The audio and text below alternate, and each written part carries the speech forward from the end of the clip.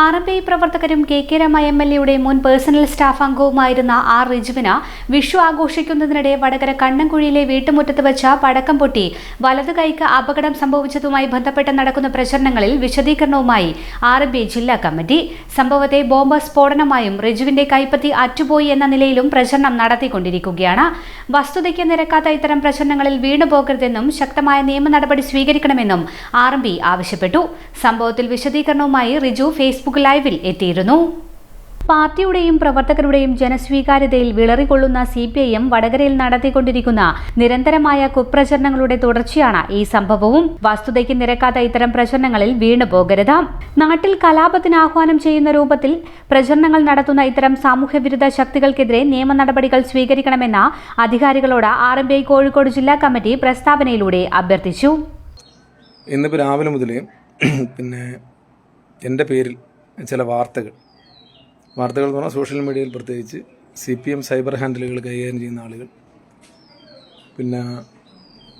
ഒരു വസ്തുതയും ഇല്ലാത്ത വാർത്തകൾ നിരന്തരമായി പ്രചരിപ്പിക്കപ്പെട്ടുകൊണ്ടിരിക്കുന്നുണ്ട്. അതിൻ്റെ ഭാഗമായിട്ട് ആളുകൾ ഇന്ന് രാവിലെ മുതൽ വിളിക്കുകയും സംസാരിക്കുകയൊക്കെ ചെയ്യുന്നുണ്ടായിരുന്നു. അപ്പോൾ അതൊന്ന് ക്ലാരിറ്റി വരുത്താൻ വേണ്ടിയിട്ടാണ് ഞാൻ ഈ ലൈവ് ഇടുന്നത്. ഞാനിപ്പോൾ എൻ്റെ വീട്ടിലുള്ള എല്ലാവരും ഉണ്ട്. അപ്പം അച്ഛനുണ്ട്, വൈഫുണ്ട്, എല്ലാവരും ഉണ്ട്.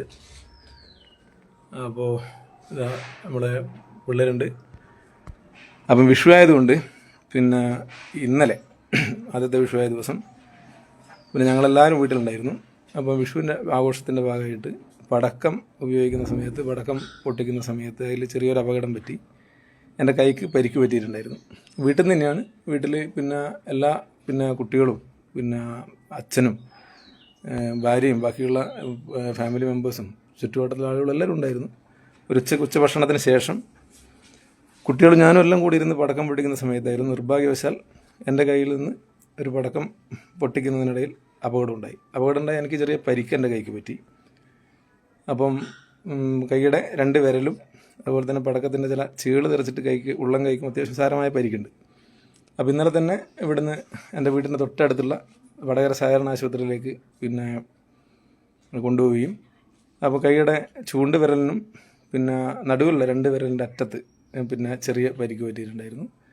അതുപോലെ തന്നെ കൈയുടെ ഉള്ളം കൈയിൽ പറഞ്ഞ പോലെ ഈ വെടിമരുന്നിൻ്റെ ഈ പടക്കം പൊട്ടുന്നതിൻ്റെ ഒരു പ്രഷറിൽ വെടിമരുന്ന് കയറി അതിന് ചെറിയ ചെറിയ സ്ക്രാച്ചുകൾ വന്നിട്ട് അവിടെയും ബുദ്ധിമുട്ടുണ്ടായിരുന്നു. അപ്പോൾ ഇന്നലെ ഭക്ഷണം കഴിച്ച ഉടനെ ആയതുകൊണ്ട് ആദ്യം ഈ സെഡേഷൻ നടത്തി അത് ക്ലീൻ ചെയ്ത് ചെയ്യാൻ നോക്കി. പക്ഷേ അത് വേണ്ട രൂപത്തിലായില്ല. 9 മണിക്ക് വടകര സഹകരണ ആശുപത്രി തന്നെയാണ്, എൻ്റെ വീടിൻ്റെ തൊട്ട് താഴെയാണ്. അവിടെ നിന്ന് അതിൻ്റെ ബാക്കിയുള്ള ഫർദർ ട്രീറ്റ്മെൻറ്റ് നടത്തി. നടുവിരലിന് ചെറിയൊരു മാംസം ചെറുതായിട്ട് ഇതായതുകൊണ്ട് തുന്നലൊക്കെ ഉണ്ടായിരുന്നു. അത് കഴിഞ്ഞു. സ്വാഭാവികമായിട്ടും ഇന്നലെ അവിടെ അഡ്മിറ്റായിരുന്നു. ഇന്നിപ്പോൾ ഞാനത് ഇന്നിപ്പോൾ ഒരു ഉച്ചയ്ക്ക് ശേഷം അവിടെ നിന്ന് ഇപ്പോൾ ഡിസ്ചാർജായി. ഞാനിപ്പോൾ വീട്ടിലാണ് ഉള്ളത്. അപ്പോൾ അതിൻ്റെ ഇടയിലാണ് ഈ ബോംബ് നിർമ്മാണത്തിനിടെ ഞാൻ കെ രമയുടെ നേരത്തെ MLAയുടെ PA ആയിരുന്നു. RMPIയുടെ ഉത്തരവാദിത്തപ്പെട്ട ഒരു കമ്മിറ്റി അംഗം കൂടിയാണ്, പാർട്ടിയുടെ ജില്ലാ കമ്മിറ്റി അംഗമാണ് നിലവിൽ. അപ്പോൾ അതിനിടയിൽ എനിക്ക് എൻ്റെ വ്യക്തിപരമായ ചില കാരണങ്ങൾ കൊണ്ട് ഞാൻ ഗൾഫിലാണ്. ഇതിൻ്റെ ഇടയിൽ എന്താണെന്ന് പറഞ്ഞാൽ ഇപ്പോൾ കഴിഞ്ഞ കുറച്ച് ദിവസം മുമ്പാണ് ഗൾഫിൽ നിന്ന് തിരിച്ചു വന്നത്. അപ്പോൾ എനിക്ക് വളരെ വൈകാണ്ട് പോവുകയും ചെയ്യേണ്ട ആളാണ്. അപ്പോൾ അതുകൊണ്ട് തന്നെ ഞങ്ങളെല്ലാവരും ഫാമിലി അംഗങ്ങൾ എല്ലാ ആളുകളും പലരും ജോലി കാരണം ഏട്ടന്മാരൊന്നും പലപ്പോഴും സ്ഥലത്തില്ലാത്തതാണ്. ഇത്തരം ചില ആഘോഷങ്ങൾ വരുമ്പോഴാണ് ഞങ്ങളെല്ലാ ആളുകളും ഒത്തുചേരുകയും നമ്മളെല്ലാം വീട്ടിൽ ചെയ്യുന്ന പോലെ കൂടിച്ചേരുകയൊക്കെ ചെയ്യുന്നത്. അപ്പോൾ അതിനിടയിൽ എൻ്റെ അശ്രദ്ധ കൊണ്ട് നിർഭാഗ്യവശാൽ സംഭവിച്ചൊരു അപകടമാണ് ഇന്നലെ വീട്ടിൽ വെച്ച്.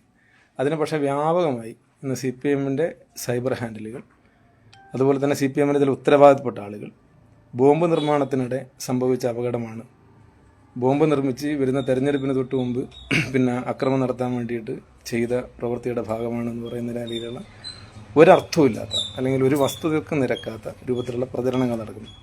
അപ്പോൾ ഇതുണ്ടാക്കുന്നൊരു പ്രശ്നം എന്താണെന്ന് വെച്ചാൽ, ഒന്നൊരു ഇലക്ഷൻ കഴിഞ്ഞ് ആ ഒരു ഫേസിലാണ് നമ്മൾ നിൽക്കുന്നത്. അപ്പം വരുന്ന മെയ് 4-ന് ഇലക്ഷൻ റിസൾട്ട് വരാൻ പോവുകയാണ്. സ്വാഭാവികമായിട്ട് ഇത്തരം ഒരു വസ്തുതയും ഇല്ലാത്ത കാര്യങ്ങൾ പ്രചരിപ്പിക്കുന്ന സമയത്ത് ഇത് ഒരു പൊതുവിൽ അതിനോടുള്ള പ്രതികരണങ്ങൾ ഇപ്പോൾ നമ്മളെ ഭാഗത്തുള്ള ആളുകൾ സോഷ്യൽ മീഡിയയിൽ നടത്തും. ഇതിൻ്റെ ഭാഗമായിട്ടുള്ള തർക്കങ്ങളുണ്ടാവും. നാട്ടിൽ അനാവശ്യമായൊരു സംഘർഷാവസ്ഥ ഒരു ഇലക്ഷൻ ഫേസിൽ ഉണ്ടാക്കിയെടുക്കുക എന്ന് പറയുന്ന ബോധപൂർവമായ ശ്രമം ഇതിൻ്റെ ഭാഗമായിട്ടുണ്ട്. അതുകൊണ്ട് ഇത് അങ്ങേയറ്റം വസ്തുതയുമായി യാതൊരു ബന്ധവുമില്ലാത്ത കാര്യമാണ്. ഇതിപ്പോൾ ഞാൻ പറയുന്നത് മാത്രമല്ല, ഇപ്പോൾ എൻ്റെ വീടുമായി ചേർന്ന് നിൽക്കുന്ന സ്ഥലങ്ങളിലെല്ലാം CPIMൻ്റെ തന്നെ ഉത്തരവാദിത്തപ്പെട്ട ഒരുപാട് സുഹൃത്തുക്കൾ, എൻ്റെ ബന്ധുക്കളായിട്ടുള്ളവരുണ്ട്, അല്ലെങ്കിൽ നാട്ടിൽ തന്നെയുള്ള സുഹൃത്തുക്കളുണ്ട്. ഇവരിൽ പലരും എന്നെ ഹോസ്പിറ്റലിൽ വന്ന് കാണുകയും കാര്യങ്ങൾ വളരെ സൗഹാർദ്ദത്തോടുകൂടി കാര്യങ്ങൾ മനസ്സിലാക്കി പോവുകയൊക്കെ ചെയ്തതാണ്.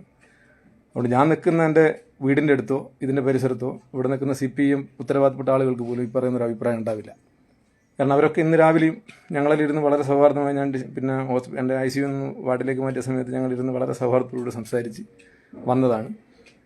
അപ്പോൾ അതിനകത്ത് ഇപ്പം ഒരു വസ്തുതയും ഇല്ലാത്ത കാര്യങ്ങളാണ് പ്രചരിപ്പിക്കപ്പെടുന്നത്. ഇത് ആളുകൾ മനസ്സിലാക്കണം.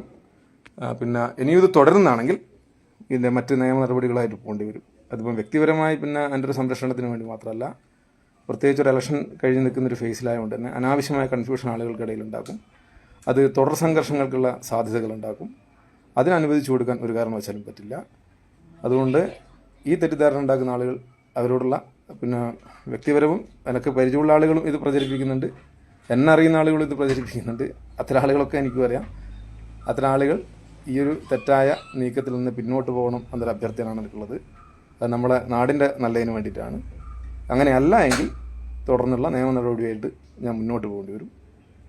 അതിനിപ്പം നിലവിൽ വ്യക്തിപരമായിട്ട് ഞാൻ ആഗ്രഹിക്കുന്നില്ല. പക്ഷേ നമ്മളൊരു നാടിൻ്റെ നന്മക്ക് കയറി ചിലപ്പോൾ എനിക്ക് ചെയ്യേണ്ടി വരും. ഇത് മാത്രമാണ് ഈ സമയത്ത് സൂചിപ്പിക്കാനുള്ളത്. അതുകൊണ്ട് ഈ വരുന്ന വാർത്തകൾ അടിസ്ഥാനരഹിതമാണ്. ഈ വരുന്ന പിന്നെ സോഷ്യൽ മീഡിയ ക്ലിപ്പുകൾ അടിസ്ഥാനരഹിതമാണ്. അതുകൊണ്ട് ഇതിൽ നിന്ന് ആളുകൾ പിന്മാറണം.